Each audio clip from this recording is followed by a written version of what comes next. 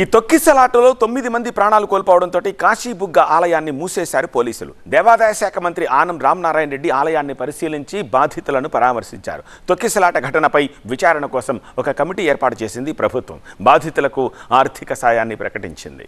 శ్రీకాకుళం జిల్లాలోని కాశీబుగ్గ ఆలయ తొక్కిసలాట ఘటనలో గాయపడ్డ వారికి చికిత్స కొనసాగుతుంది. పలాస సిహెచ్సిలో 12 మందికి వైద్యం అందిస్తున్నారు. శ్రీకాకుళంలో మరో 3 చికిత్స పొందుతున్నారు. తొక్కిసలాట ఘటనపై కలెక్టర్ విచారణకు ఆదేశించారు. టెక్కలి ఆర్డీఓ, ఏఎస్పీతో పాటు దేవాదాయ శాఖ సహాయ కమిషనర్ తో కమిటీ ఏర్పాటైంది. మరోవైపు తొక్కిసలాటలో ప్రాణాలు కోల్పోయిన వారి కుటుంబాలకు 15 లక్షలు, గాయపడిన వారికి 3 లక్షల రూపాయల చొప్పున ఏపీ ప్రభుత్వం ఎక్స్ గ్రేషియా ప్రకటించింది.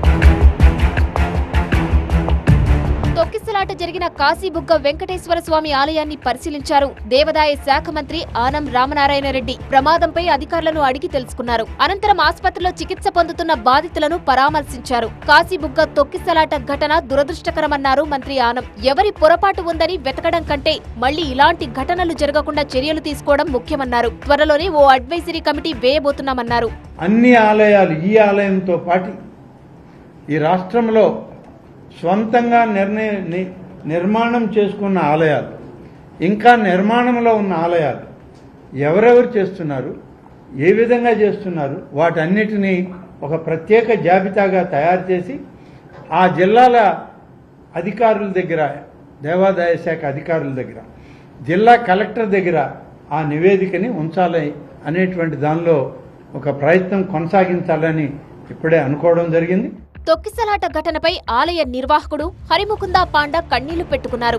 దైవ భక్తితో భక్తుల కోసం ఆలయం నిర్మిస్తే అపశృతి చోటు చేసుకోవడం బాధాకరమన్నారు. వెంకటేశ్వర స్వామి తనతో ఆలయం కట్టించారని, ఈ ఘటనపై అంతా ఆయనే చూసుకుంటారంటూ పాండా తీవ్ర భావోద్వేగానికి గురయ్యారు. తనపై ఎన్ని కేసులు పెట్టుకున్నా పర్వాలేదన్నారు. నా మీద ఒక్క కేసు కాదు 10 పెట్టండి, మీకు 10 నమస్కారాలు.